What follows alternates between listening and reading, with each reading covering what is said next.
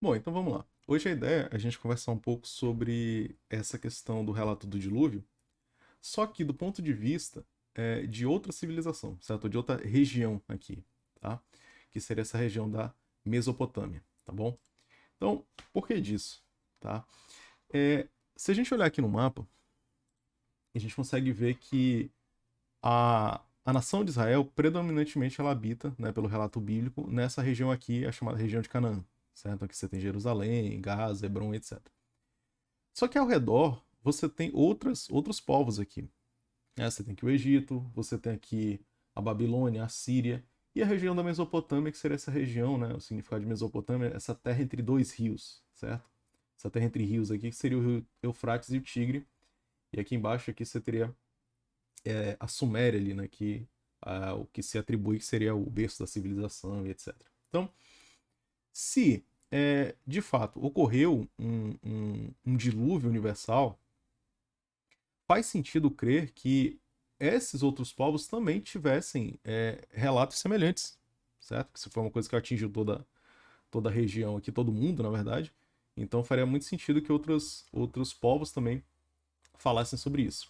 E até então, até aí o século XIX, vamos dizer assim, o dilúvio ele praticamente era uma coisa exclusiva da Bíblia hebraica, certo? E aí então, com as escavações aí em 1850 em diante, já começaram a ser achados outros relatos também que narravam histórias muito semelhantes à da Bíblia, certo? Então a gente poderia destacar aqui a epopeia de Gilgamesh, a gente tem o Atrahasis, a gente tem o dilúvio sumeriano, sendo que desses, provavelmente o mais antigo seria esse dilúvio sumeriano. O problema é que é, a tabuleta que foi encontrada desse relato, ela está muito danificada. Então acredita-se que 80% do conteúdo, né, vamos dizer assim, dessa narrativa aqui, ela foi perdida. Nessa história, mais ou menos uns 20% desse relato. Até a tradução dele é muito complicada, por conta de você ter essa ausência. Né?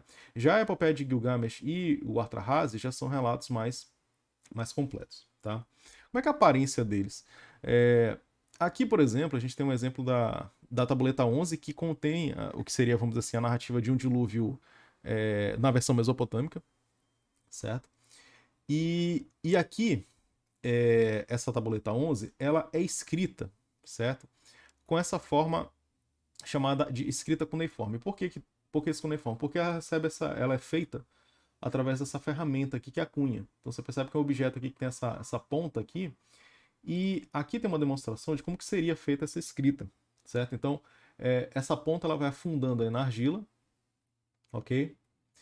E aí tem um detalhe que você vê que a cunha em si ela tem até poucos movimentos, né? Ela gira pouco na mão aí da pessoa, e quem se movimenta mais seria o próprio objeto, né? Que está sendo escrito aí, certo? Isso provavelmente para dar mais agilidade na hora da escrita, tá?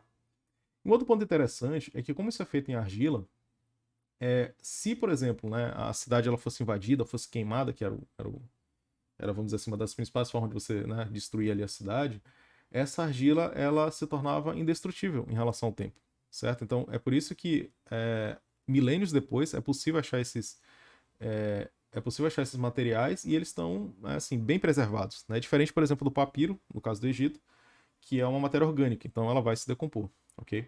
E um detalhe que vocês percebem também que você pode perceber que essa tabuleta não é tão grande assim, né? Então essa tabuleta, por exemplo, essa tabuleta 11 aqui, ela tem por volta aí de uns 13 centímetros de largura. Então não é uma coisa assim tão grande, né? Com duas mãos aí você seguraria bem fácil uma tabuleta dessa. Aqui a gente tem a tableta do Atrahasis, certo? Também a partes danificadas, tanto que nas traduções que são feitas, inclusive assim, você tem o texto e aí ele coloca lá que pula ali algumas linhas porque ficou impossível, vamos dizer assim, você identificar o que estava escrito, né? E aí você percebe que o texto tem linhas, ele tem separação por colunas, ok? Esse seria a tableta do dilúvio sumeriano, né? Que é bem pouco material que existe sobre ele.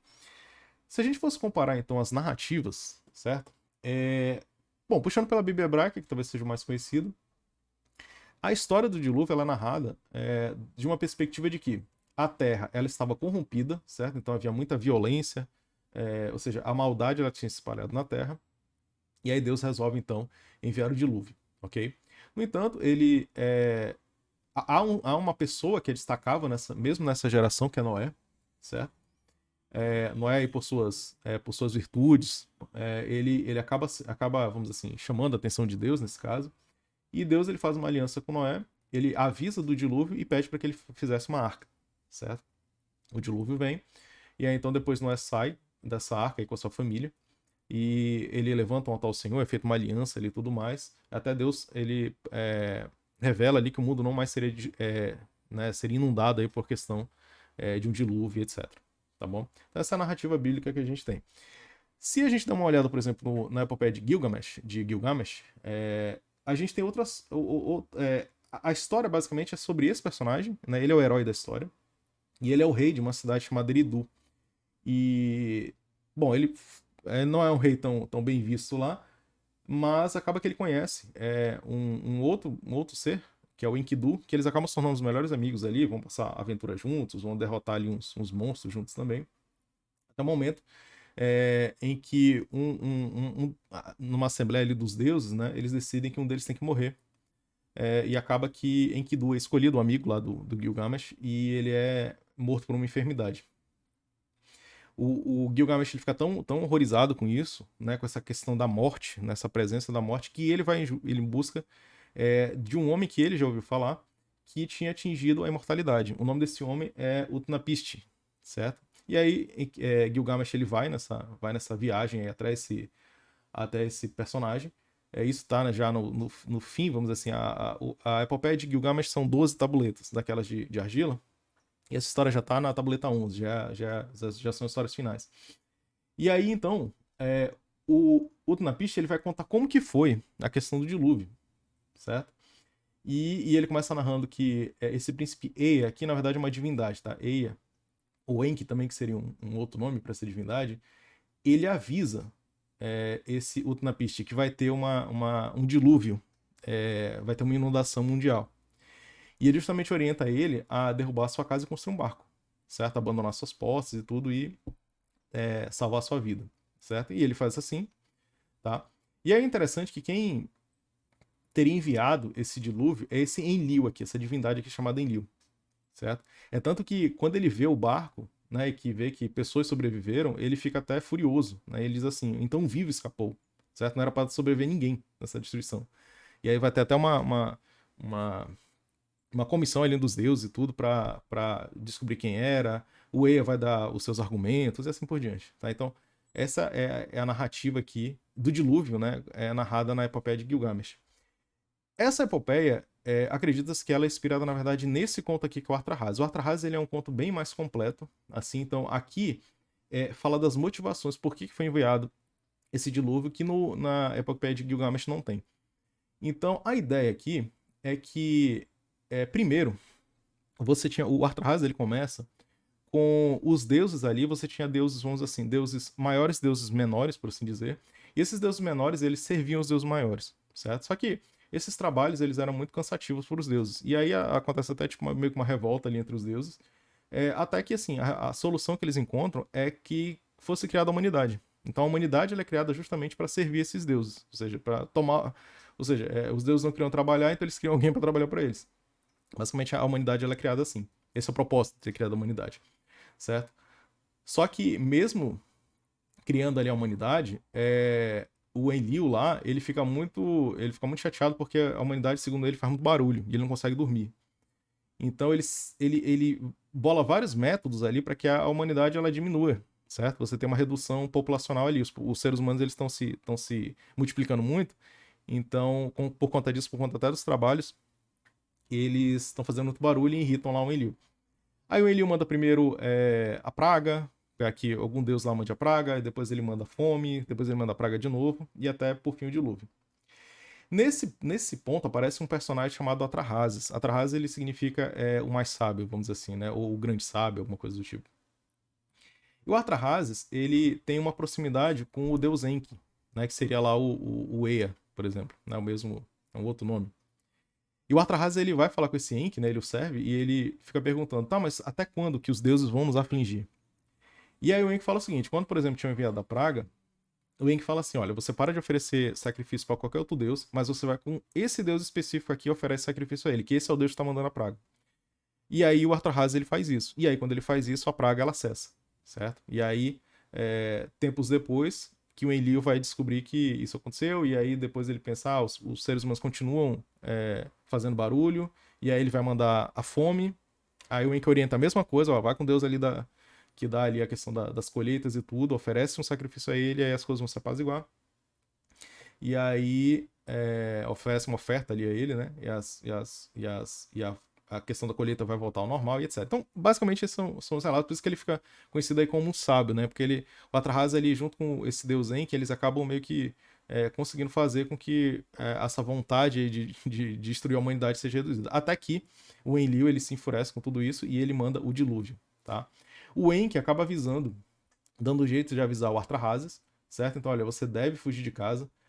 Atrás tem um sonho, no caso, né? Ele pede o significado do sonho, ele, olha, você deve fugir de casa e construir um barco, né? E abandonar suas posses e tua vida salvar. Muito semelhante ao do epopeia de Gilgamesh, com o Utnapishtim, né?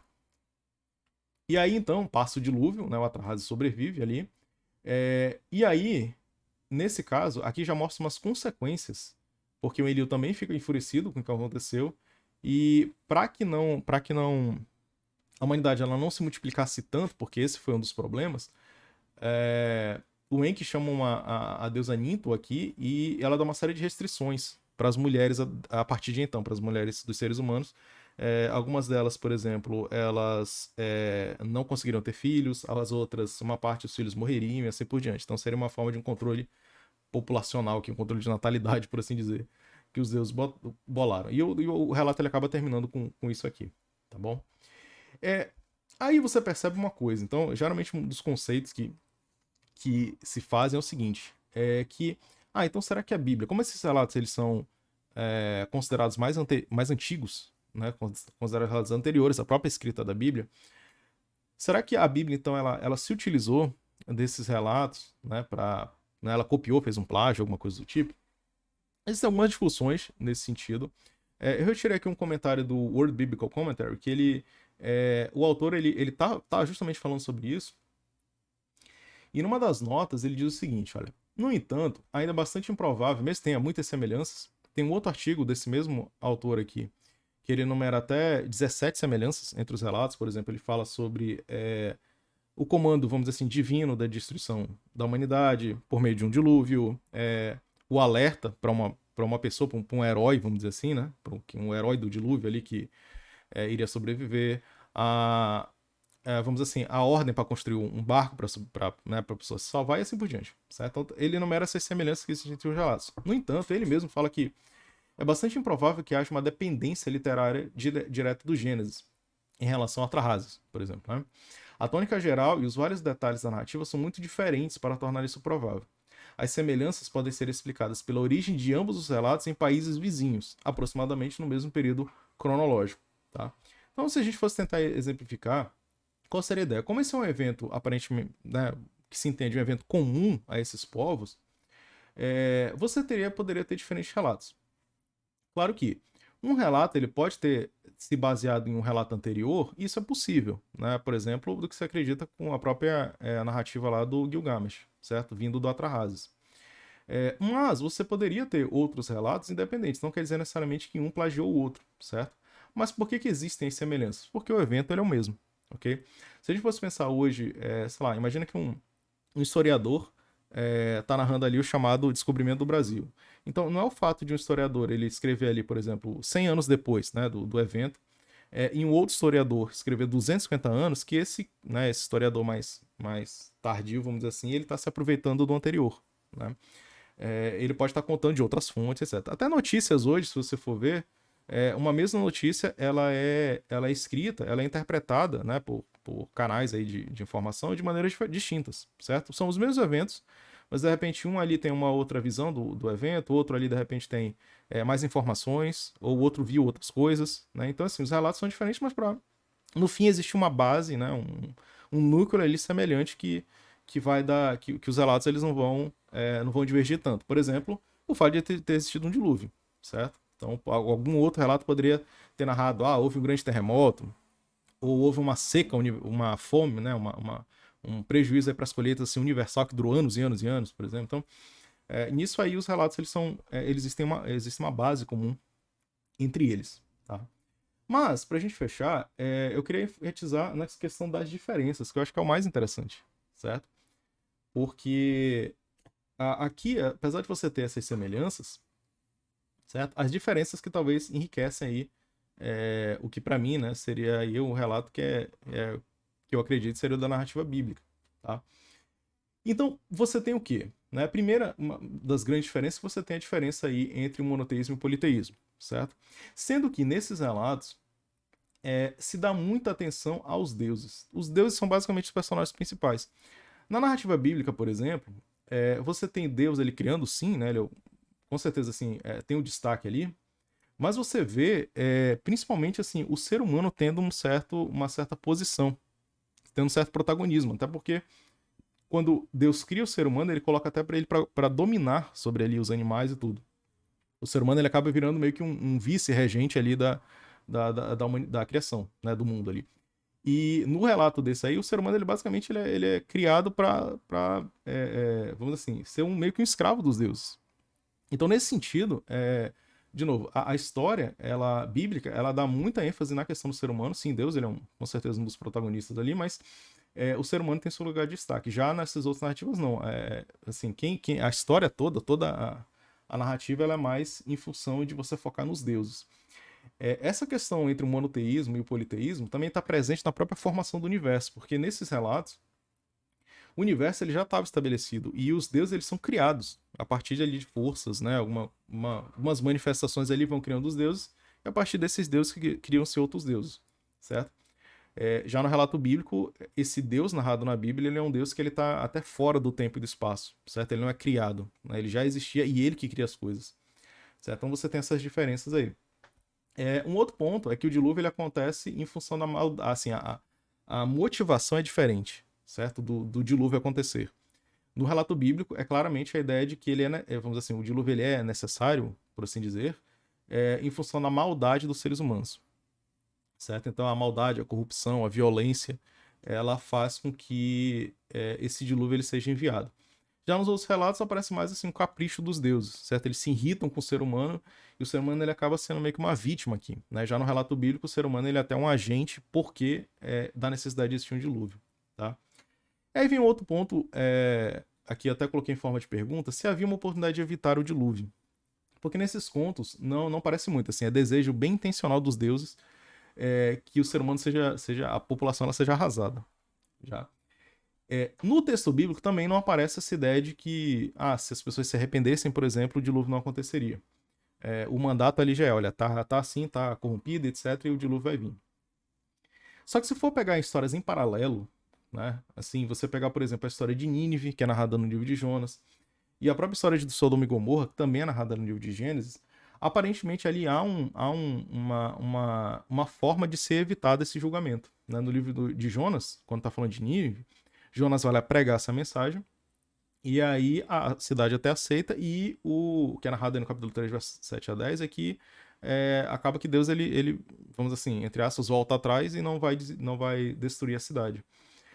No caso de Sodoma e Gomorra, aqui no Gênesis 18, fala daquela argumentação que Abraão teve com Deus, citando, mas se na cidade tiverem 50 justos, né? E aí ele vai caindo esse número até o número de 10, e Deus não fala, por amor desses 10 justos aí não vou destruir a cidade. Então, talvez ali, se o que dá a entender é que realmente a população ali, na época de Noé, não se arrependeu, ou, enfim, continuaram com as suas corrupções, certo? Bom, Noé é escolhido por suas virtudes, certo? Então, o texto da narrativa bíblica, ele deixa muito claro, assim, que Noé é uma pessoa diferente ali em meio àquela geração. E não necessariamente porque ele estava ali, né? Foi um golpe de sorte de ele estar adorando, por exemplo, uma certa divindade que era contra o dilúvio, que é no caso dos contos mesopotâmicos, né? Então, o herói ele é salvo também, mas ele é salvo também em conjunto por conta da divindade que ele servia, ok? E aí então, depois do dilúvio, a ideia era que a Terra fosse povoada na narrativa bíblica, ou seja, a ideia é acabar com a maldade, e aí povoar a Terra como se fosse uma espécie de uma recriação. E aí já nos contos mesopotâmicos é ao contrário. Ou seja, a ideia de vir o dilúvio era justamente para diminuir a população, certo? Você conter ali a multiplicação dos seres humanos. Tá? Então são diferenças muito importantes, né? Você vê que os eventos eles vão ser parecidos, ou seja, a ideia de vir no dilúvio, a ideia de escolher alguém, a ideia de construir um barco, e uma série dessas situações, mas as diferenças, assim, que são diferenças muito, muito significantes entre os relatos, elas dão uma boa distinção entre, vamos dizer assim, qual que seria o caráter desse Deus bíblico e qual que seria o caráter desses deuses aí na Mesopotâmia. Tá? Então, essa era a ideia, enfatizar esse relato aqui, a ideia é enriquecer, vamos dizer assim, essas informações bíblicas que a gente tem. Eu gosto muito desse tipo de relato, porque ajuda a gente a ver que a Bíblia não está isolada no sentido de narrativa, mas ao mesmo tempo ela apresenta diferenças muito interessantes em relação aos povos ali que a circundavam, tá bom? Que Deus te abençoe e que esse tipo de material aqui ele possa te ajudar no teu estudo da Bíblia, tá bom?